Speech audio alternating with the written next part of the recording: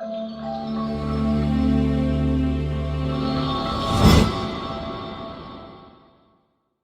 back to the channel. My name is Ryan. And yeah, Sweet 16. Sweet 16 starts on Thursday. And it's going to be interesting to see what happens, of course. And if you watched my tournament preview and all that, you'll be able to sell that I'm kind of 50-50 on what my predictions were. I have 5 of the 8 teams still in like that are I have a good amount of teams still that I projected to be here, still here, but it's not a whole lot. Like my dad has a possibility if the games go right this week, he has his Elite 8 would be perfect. Best case scenario for me, I would have 5 out of 8 teams be in. But let's discuss some of the stuff from this week. These matchups for this week and what to look forward to. I guess you have number 2 Arizona playing against Clemson. This is the first game. It's gonna be on Thursday. It's 7:09. I don't know why it's 7:09 p.m. I don't know. Interesting, very interesting game here. I'm not sure what exactly to expect. Arizona has looked pretty good, but Clemson has too at the same time. Clemson's come off a win against Baylor that they were able to keep away from them, and Baylor missed a lot of late game free throws, but that doesn't mean that Clemson was not playing pretty good defense from the start. The hold Baylor under 70 points is a very impressive feat to do, and how they played against New Mexico State, keeping them far ahead, away from them, is very impressive too at the same time, because they're a pretty good team. So you got to watch out for that. But Arizona though, you got Caleb Love. Caleb Love is the guy in the tournament right now. Any North Carolina fan like me would know he is the guy, and there's a possibility that we'd have to play him, and we would play him if we end up advancing in this round, and then if Arizona would win. Arizona, they can get a run. They can get early. They can get usually early head starts on teams, which is their main goal to do. They did it against Dayton. They're able to continue with that, and they kept that same point differential pretty much throughout the entire game. So you have to watch out for that. Caleb Love's their main guy, of course, but he is a guy that can go for like 8 points or 30 points. You just don't know depending on the day. So I would pick Arizona to win this game if I had to say so, because I think they're a better all-around team. I think they have better scores and good defenders. I think Clemson has shown signs of weaknesses in the regular season, and I think if you gave Arizona enough time to prepare for them, I think they'll be able to take advantage of those, which I believe because of that, I got Arizona winning this game. Then you have 5th-ranked San Diego State versus number 1-ranked UConn. UConn's look like they're world beaters. They are unbelievably good right now. They beat the crap out of Stetson by like 40 points, beat the crap out of Northwestern by close to 20. Pretty much a 20-point game. But San Diego State did beat Yale by like 30 points. Barely beat, I don't even know who they played before. But their first round matchup, barely beat them. I think UAB was the team. They barely beat them. So we have the situation that it's a rematch of last year's tournament champion, of the national title game from last year. And a lot of people forget that San Diego State didn't do that bad in that game. And they were only down by 5 at one point with like 6 minutes to go. And then Jordan Newman, I'm pretty sure the guy's name for number 24 for UConn, just went crazy. Hit a pin down 3-pointer, which was just tough. And they just could never bounce back from that. San Diego State has to keep with UConn. They cannot let up at all. They have to stay with them. They have a very good post player, number 13. He's very good. UConn has very good big men that can get on a run, but their defense is their main thing. San Diego State's able to match that either with their defense or convert stuff offensively at a good rate, because they cannot go down by a lot. They cannot go down by more than 10 and expect to come back. They didn't. They weren't able to do that last year. They got somewhat close, but they weren't able to do it. And this team's probably even better than last year. So watch out for them. I got UConn win this game. UConn has gone past the curse of, I mentioned in my tournament stuff, that's why I had UConn actually losing early on in the first 2 rounds. In my opinion, it was going to be FAU, but FAU just choked their opportunity. Was because the past 6 to 7 previous champions lost in the first round, lost in either the first or second round of the following year. UConn broke that streak by far, so I got UConn win this game. Then we have my Tar Heels playing against Alabama, who's ranked 4th, and North Carolina's ranked number 1. If you watch Alabama play in the game against Grand Canyon, there was one thing to define that game, which was turnovers. Turnovers for Alabama was a big problem for them. You cannot have that against North Carolina. The only reason Grand Canyon had a chance is because they kept getting turnovers. But the guy kept missing free throws. for Grand Canyon. Remember, I forgot the guy's name, but he kept missing free throws, so they just could not convert everything. And then they made a lot of tournaments late, and then Bam was able to pull out because they have good free throw shooters. You got a lot of good guys. You got a lot of good corner shooters. You got Marcus. You have Sears up front as the point guard. He's your main guy to control the pace of everything. He's got to play good, but he's also playing against R.J. Davis. R.J. Davis is probably the best point guard in the country right now when it comes in college basketball. He's ACC Player of the Year for a reason. He's very, very good. But if you watched how they played against Michigan State got ahead by about 10 points, 12 points. And then they just locked Michigan State up because Michigan State worked in, out. They worked on the post out, and it was working. But then they weren't able to convert those post attempts. And they tried to shoot more, and that did not work. And North Carolina just went crazy. Armando Bacot's be able to draw fouls. You got to get Grant Nelson in foul trouble. You got Harrison Ingram or Cormac Ryan. Got to perform well. Elliot Cadeau, learn to make a three, please. We need you in this game. You're 0 for 4, and no one was within 10 feet of you. At least he's not like Ben Simmons, who just refused to shoot them. But you got to be able to make them, though. Make 2 of them. You're wide open. I'm not saying I would have made it, but I think I have a decent chance. But North Carolina, you got to be able to, it comes to the bench. You got Withers, you got Trimble, you got Washington. Very, very good hustle players. Trimble had some amazing blocks. Withers had some hustle, very good hustle plays. Withers is one of those guys, number 24, that once he makes one hustle play, he will make 3 more right after that. And he will just consistently do that.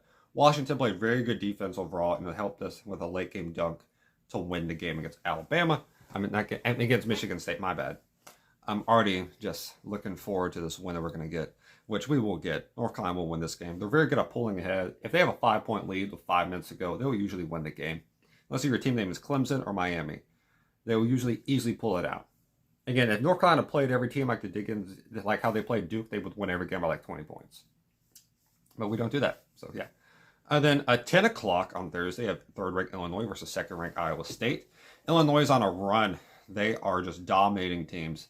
They are looking very good. Offensively, they look great. They're very tough to stop. They can shoot the lights out. They can rebound. They can kick out. Anything you would want from a team they got. Iowa State has had very slow starts in games, but has very much kept up defensively, which would be the matchup nightmare for Illinois. Iowa State's probably the second best, might be the best defense in the country now. It's maybe right behind UConn. After what Houston had happened, they almost had up 100 points to A&M, with 4 guys almost fouling out. With 4 guys fouling out, almost your entire starting lineup fouling out. Kind of tough to say they're the best defense. Iowa State's been performing great. Locked down Washington State. It's going to be a close one. This is going to be probably the toughest one I have to pick yet. I got Iowa State making it to the Final Four. I'm going to keep it that. I got Iowa State winning this game. I think they're very good defensively, and they usually find the rhythm offensively. It just sometimes takes them a bit. But if the way their defense is playing, I got them winning this game. And then we have 11th ranked NC State versus 2nd ranked Marquette. This is Friday's games. Never pick against the Wolfpack when they get far in this tournament. It's a Cinderella team that keeps showing up. It's them. They're back. The Wolfpack is here. And they're in the Sweet 16. And TJ Burns and DJ Horn are going to show you what they're up to. I like Marquette. I think they can perform very well. I think they have good enough defense. I think Shaka Smart's arguably the best coach. He's one of the better coaches. He's a very intelligent guy. He just needs that big tournament run on his resume to be able to put him up, because he's not had that. He didn't have the Texas. He didn't have the Marquette yet. So he needs to have that. This could be his year. NC State's on a roll. They're performing very well. They just had a very close game against Oakland, but Marquette also a very close game against Colorado. It's iffy. If it's close, NC State has been very good in close games. I'm not saying Marquette hasn't, but it's NC State. They have historically been great in tournaments when it comes to luck. I'm picking NC State. I think the Wolfpack will keep going. And then we have 5th ranked Gonzaga versus number 1 ranked Purdue. I'm not going to spend a whole lot of time on this. Gonzaga will win. Gonzaga will win. If anyone's going to figure out a way to slow down Zach Edey, I feel like, unless if it's UConn, I would go with Gonzaga. Mark Few is an amazing coach. The amount of teams he's had to coach against that's had great big men in the tournament is insane. I have to deal with all these great coaches, all these great players. He's been the coach of Gonzaga for like 25 years. He knows what's up. He knows what's going to happen. So when it's come down to this game, how do you guard Zach Edey? You try to make him outrun him. Try to make him start from the post. Try to put him in the high post. But you saw what they did to Hunter Dickinson. They outran Kansas completely in the second half. They just outscored. They could not miss. They went 7 for 7 to start the second half. Purdue cannot let that happen. Purdue's been scoring great recently, but it's mainly been working through Zach Edey. But it's against teams that have not had experience in the tournament. Grambling State and Utah State don't have experience in the tournament. This team has lived in the tournament, Gonzaga has. This team is known for it. I know I won't spend much time on it, but Gonzaga played so good against Kansas. You got to look out for this. And Purdue always has a choke at one point. I'm not expecting anything different. They're going to choke against Gonzaga. I got Gonzaga win this game. And then we have 4th ranked Duke versus number 1 ranked Houston. If we're going to catch Houston slipping, it'd be right now. Tired, I would still say. I mean, who was there? You had Shed play like 44 minutes before fouling out, and you still barely won. If Taylor actually knew how to take a good shot, maybe A&M would have won the game. I don't know exactly. Maybe if A&M could make free throws. Actually, if A&M could make free throws, they would have won the game. So, yeah. So, watch out, Houston, when it comes to this. But Jared McCain's on a roll right now. He's been making a lot of threes. He would start off 6 for 6 against James Madison. Got to watch out for them. I would say Houston's very good defensively still. Offensively, they started to find the rhythm against A&M. A&M's a decent defensive. It's a good defensive team. One of the better ones in the SEC, which is not saying a whole lot. But they scored 100 on them still. So that's pretty impressive. And Duke, I don't trust John Shire fully. This team Houston's been here a lot before. I'm not saying Duke hasn't, but it's different without Coach K. And instead of having Coach K, you have John Shire. Nothing against John Shire, but having Coach K in your corner, on your bench as your coach, is something different. I think Houston will win. And I think it could be definitely a dogfight. I could see it being like 67-72 type of thing. It could go back and forth. I got Houston win this game, though. I think they'll be able to prevail later on. So, yeah. Then you have 3rd ranked Creighton versus 2nd ranked Tennessee. If only Tennessee could just make shots, we wouldn't have to debate this. But they're so inconsistent with their shooting now, especially against good defenses. Dalton Connects outperform, but it's one of those things. Dalton Connects had a great game in a minute. He's bound to have one.